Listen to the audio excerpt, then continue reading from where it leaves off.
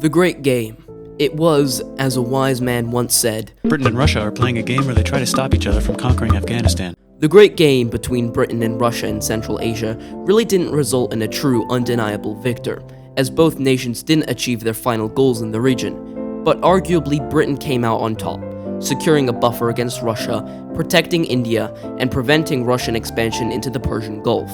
This status quo in the region remained until the end of the game with the Anglo-Russian Entente. But what if this wasn't the case? What if, instead of a moderate British victory in the Great Game, we had a massive Russian victory? What if Russia was able to take control entirely of Central Asia, threatening British India? What if Russia won the Great Game?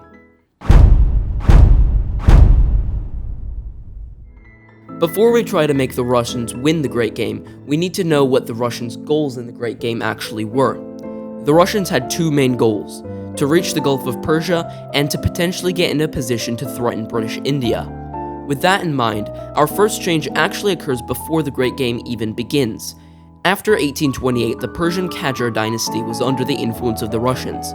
Even in our timeline, the Russians had significant sway over the government and army of the nation, but trade from Britain limited their power.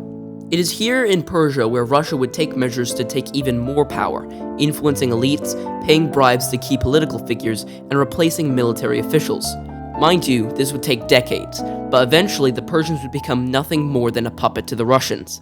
Obviously, the British would not be okay with Russia trying to vassalize Persia, so the Russians would have to work subtly and slowly, so their efforts would not pay off for quite a while. But it is something to mention is going on in the background. They would have to undergo large-scale efforts to keep Persians strictly tied to their market, forcing out any British attempts to influence local trade. And other than this, the initial stages of the Great Game would be almost identical, with Russia still expanding into Central Asia the same as our timeline, and the First Afghan War panning out the same. The first major change we actually make is to the Anglo-Persian War in 1856, a war which was fought over the city of Harat, which rebelled against the Persian Qajar dynasty and allied itself with the British-aligned Emirate of Kabul. The British, to secure their own goals in the region, sided itself with Kabul against Persia, ultimately leading to Kabul taking the territory. In this timeline, however, Britain will not interfere directly in the conflict, only supporting Kabul with equipment out of fear of Russia joining in the war. Due to British inaction, Persia manages to win the war against Kabul, ensuring their control over Harat. This will sour relations between what would become Afghanistan and Britain, as Afghanistan feels betrayed by the British who claim to protect them. The second and most crucial change we will make is to the Second Anglo-Afghan War. In our timeline, after the beginning of the invasion, the Emir of Afghanistan pleaded for Russia for help, but was rejected and advised to seek peace. Russia most likely did this because it feared a potential conflict with the British over the issue. In this timeline, however, the Russians would be far more brash, supporting Afghanistan with military advisors and equipment. Additionally, they would demand for Britain to end their war of aggression. Far sooner than in our timeline, the war would end much more inconclusively. The peace treaty would be arbitrated by Russia, and would lead to much of the Afghan territory being lost to British India, though overall less than in our timeline. In addition, Afghanistan would not become a puppet of the British, but would remain nominally independent. In reality though, this Afghan state would be significantly more pro-Russia, with them signing several secret deals. Over time, the two states would grow much closer together and form a formal military alliance around a decade or two later. One final and often forgotten area of the Great Game is Tibet, which Russia attempted to get close to following its independence from China. This led eventually to Britain conquering the state, and both nations recognizing Tibet as part of China. Now realistically, there's nearly a 0% chance that a formal military alliance would be formed between Russia and Tibet, as alliance attempts weren't built on the strongest foundations. The best case scenario for Russia here is an independent Tibet which is highly reliant on Russian trade goods. This would mean that there's no formal military alliance between the two states, but the British had to constantly worry about the possibility of a surprise invasion via Tibet. You may think that the hardest part of achieving this is having Britain not invade Tibet, but surprisingly this was quite easy. You see, for a long time, Britain didn't actually know where Lhasa, Tibet's capital, was, and especially not how to get there. The government of Tibet actually aided in this lack of information, as they would capture anyone they found trying to survey the land. The men that eventually surveyed Tibet and brought the information back to Britain were almost always under risk, It's not strange to assume that these efforts could be significantly delayed, at least for long enough for Russia to establish formal diplomatic connections to the kingdom. The final change we need to make this a truly Russian victory is to the Qajar constitutional revolt in Persia, which hoped to limit the powers of the Shah. In our timeline, even with support from Russia, the Qajars were soundly defeated. This led to the weakening of both the British and Russian influence in the state, which eventually culminated in the Anglo-Russian Entente in 1907. Now, the British and the Russians in this timeline wouldn't be in any position to sign this with each other, but I'll get to that shortly. The main reason we want to prevent this is because it significantly decreased the power of Russia. In this timeline, we will have the Russian Qajar forces defeat the revolt and begin a nationwide crackdown on dissent.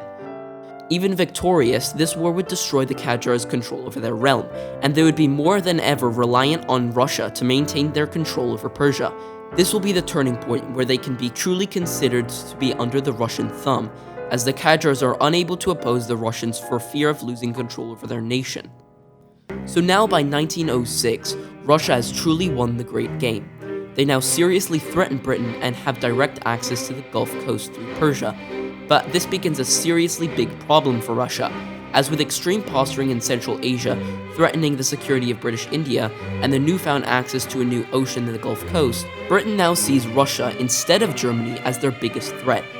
Ultimately, this may mean that the British align themselves with the Central Powers in a hope to topple the Russian Empire. So when a certain Archduke gets shot and war between Austria-Hungary and Serbia expands into a great power conflict, Britain joins the German side. This alternate World War I sees the dual entente in a seriously fragile position. France is in no position to combat both the British Navy and its embargoes, along with the ruthless German advances into France. Likely France would be forced to surrender early, as it's abundantly clear that France cannot win this war. Russia would be a much harder nut to crack though. The war would be massive, with many different fronts bogged down on ruinous trench warfare, with the German front, which would include Bulgaria and perhaps even Romania, the Caucasus front, the Iranian front, and the Indian front, and eventually even a Japanese front. Russia would initially attempt to push out against their enemies, beginning their assault of East Prussia just like in our timeline, advances into Galicia, and a massive incursion into India. Now the thing is, overall, Russia isn't that much more powerful than in our timeline. It is mostly their strategic location advantage that has increased. This being said, there's no way that a Russian invasion of the Raj would be at all possible logistically, not to mention the fierce resistance that Britain would have against the Russians. It's likely that some minor progress is made, but not nearly enough to matter. Though the British would probably experience some minor revolts within India triggered by the invasion, the solidified control of the subcontinent by this time and the extremely limited scale of these revolts would mean that they would be inconsequential. Ultimately, the Russians would face a death by 1,000 cuts, as armies slowly moved in from all sides, slowly squeezing the Russians. In addition, Lenin likely isn't sent to Russia, due to the war seeming much more secure for the Germans, which could be a video all on its own. Thus, after the provisional government overthrows the Romanovs, the Republic is slowly filled with anti-war communist factions, which force the provisional government to sign a peace with the Entente. France would be let off relatively easily, with the British especially being a moderating force in stopping any major German demands.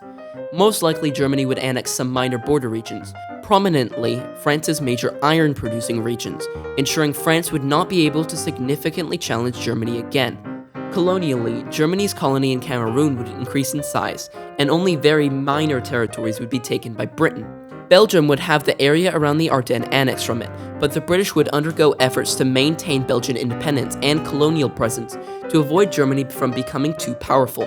Russia would be the main focus of Britain. In the west, a Baltic and Polish state are established under German protection, and an independent though territorially small Ukraine would be established. In the Caucasus, the Ottomans would annex almost all of Transcaucasia. Persia is also carved up, as the Armenian territory becomes a plebiscite region, and the rest of Iran is horribly carved up into weak states that are all under British influence. A similar thing occurs in Afghanistan, where it's divided up into a few small states under British domination. I could even see a British-aligned Turkmen or Uzbek state being established to solidify British control over Central Asia. Even Japan gets in on the action, with them annexing North Sakhalin and the territory surrounding Vladivostok. This is what the old world looks like after World War I in this alternate timeline. With a massive German bloc which Britain is increasingly fearing, a fragmented and battered Russian Republic which is increasingly controlled by communist forces, and a newly expanded British Empire. But that's all for this episode. I hope you enjoyed this video. I want to thank you all for helping me get to 1,000 subscribers. This video topic was chosen by my viewers for this special milestone. Make sure to like, comment, and subscribe to see more crazy videos. And comment down below any suggestions you have for any future video topics. On screen now is a video which YouTube thinks you'll like. Stay crazy!